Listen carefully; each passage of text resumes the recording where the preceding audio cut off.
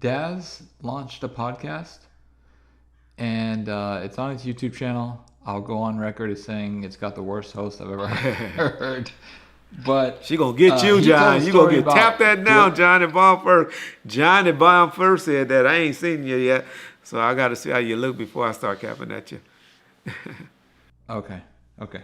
But anyway, I wanted to get your thoughts on his podcast in general, but in specific, he talked about a story, Jerry's Deli, which he probably told before because it kind of sounded familiar, but I wasn't sure. But I wanted to get your thoughts on it and just what he's talking about over there. Well, he coming back down to reality. Daz told the truth, y'all. He told the truth on that incident. As I remember, well, towards the end, he was the one that him and his guy was the one that started zigzagging after it because I pointed my gun out, and that's when they almost lost control of the wreck. But at least he ain't telling the stories about being in the Marina Del Rey and body slamming me and beating up on Suge and choking us out and robbing us and taking stuff from us and all of that. So he coming down to reality a little bit. You know, Daz, I understand Daz disdain for me uh, because of things that I have said. But y'all got to remember, at one point in life, 97 to about 2001, me and Daz was living in the same complex in Marina Del Rey, in the Twin Towers, they call it, or something like that. I forget, the Marina City Club. And we used to, that nigga used to wake me up every morning. He'd be the one getting me out of bed, because that's an early riser, motherfucker. That's one of those niggas that wake up early in the morning. If you or your child spent years growing up on social media and experienced serious mental health struggles, you should hear this. Recently, a jury ordered Meta and YouTube to pay millions for their role in designing and promoting addictive platforms. They knew their apps could contribute to anxiety, depression, and body image issues, but did not share those risks while prioritizing profits. The recent historic verdict underscores the consequences of those decisions. Now Morgan & Morgan is stepping up to hold these platforms accountable for the harm they've caused. Click the link in my bio to take a short quiz. You may be entitled to potential recovery of up to $1,000.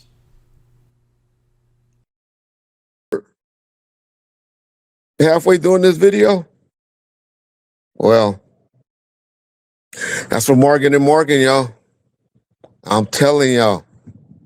It's pinned in the comment section of this video. The form you fill out. Go straight to Morgan and Morgan. They already have the money. They already have the money setting aside. They just trying to decide. Y'all know how class actions lawsuits go. You get a percentage. They telling people that they giving them up to or over $1,000 just for filling it out. I know a few of y'all didn't qualify. They, telling me that, quite frankly, when I posted it, I didn't qualify. But I went and redid it and reminded them of some of the stress I was having. How I'm always on YouTube when I'm riding down the street, or when I'm in bed, how I can't go without being on YouTube or on social media. And they approved me after that. So make sure y'all know what to say. Get that $1,000 before it runs out. Bomb first. We appreciate y'all over here. Peace. Smoking weed. I guess niggas that smoke weed just got to be up. Everybody I know wake up, got to go smoke weed. Y'all got an expensive habit. And he'd come over to the house smoking, him and Priest, or him and Mac Sean. If Mac Sean spent the night over his house. That's one thing about that. So he never had no females over there. He always just had niggas over his house. That's strange. But anyway, so they'd come over to our house, blowing me out, trying to, because they knew I didn't have allow no weed, none of that shit in my house. But I didn't do it. I never have. And Daz, so I'm saying all that to say, me and Daz had a great relationship for those. So it bothers me that me and Daz started going at each other in 2000, after about 2002. Daz told the truth in that interview so far, where he said the last time he saw Suge, well, he don't explain when the last time he saw Suge, but the last time he saw Suge is when he got up and walked out of the visitor room crying because Suge told him that he wasn't doing any more albums on him. He wanted to build him as a producer, and he wanted him to run all his production and stuff like that. And Das was like, oh, no, I want to do a video to every song. I want to do a video to every song and put that out. And Suge was like, Das, no. I can get a camera for $10,000. No, Das. I just need you to produce. And so that was the last time him and Suge saw each other. And he, like he said, he hadn't saw each other in 25 years. Das, so I say all that to say, I really, y'all know I'm weird. I'm crazy. I kind of like Das.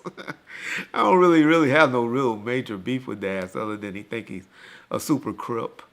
But I know guys that act like that, guys that act like they super crip or super paru or super bloods, are generally the biggest actors or wannabes that you will ever meet in your life. The niggas that are real don't really say much. They talking a little bit. I'm been surprised. A lot of the guys that are starting to talk that are real OGs, and that was, you know, like Gangster. And Gangster was everything he speak on over there on his show. But I ain't gonna start calling out names because I'll forget somebody and disrespect somebody, and I don't want to do that. But my point is, Das wasn't that way, the way he comes off and want to present to y'all that he was. But yeah, Das, I wish him the best. I wish he get his quality and his mic and his production up. But if I'm keeping it real, me and John had to learn a few things with dealing with the camera work and the mics and all of that. And even though Bomb First, it looks like we've been doing this a long time, we haven't even been doing this on camera and stuff like that for 2 years. So hopefully they get it together, because I know Das is real smart when it comes to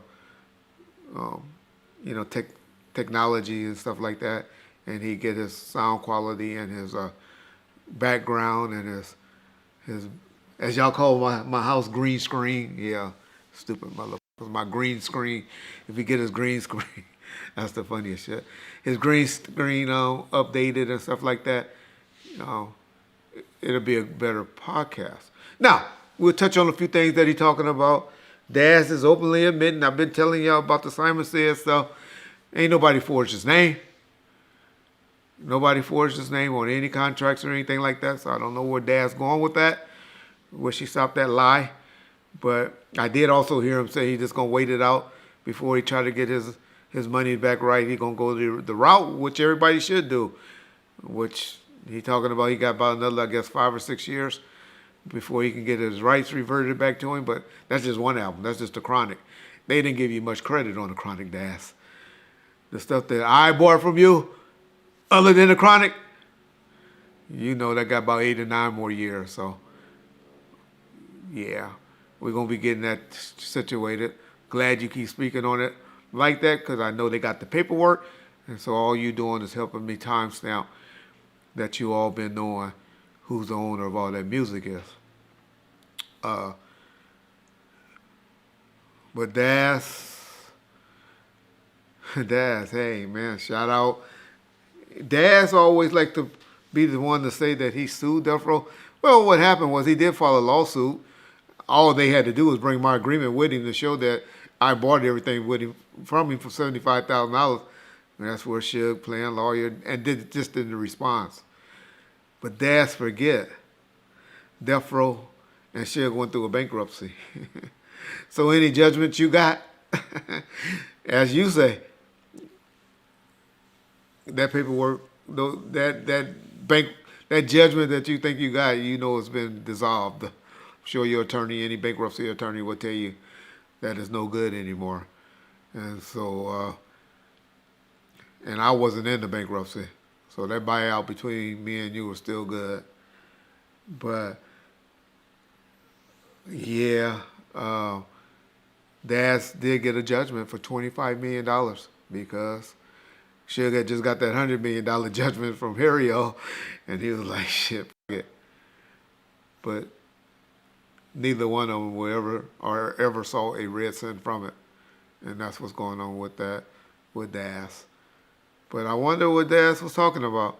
Y'all remember when he was showing y'all those fake checks online, talking about he was getting all this publishing money and stuff? Y'all remember those days? And then in the next breath, he's telling y'all paperwork was forged. Reggie and Alan Grumblock and all of them did all of this bad stuff to him. Where my buyout pretty much only covered death row times when it was with Interscope. So anything after that will be between you and E1 and Koch. But unfortunately, you went through death row went through a bankruptcy. And Suge went through a bankruptcy. And all of that got deleted and wiped out. But, as you always say, and you know, and I'm like that, and I hope you keep teaching people that, and that's what I want people to teach artists about that 35-year rule. And I think it's called the reversion or something like that.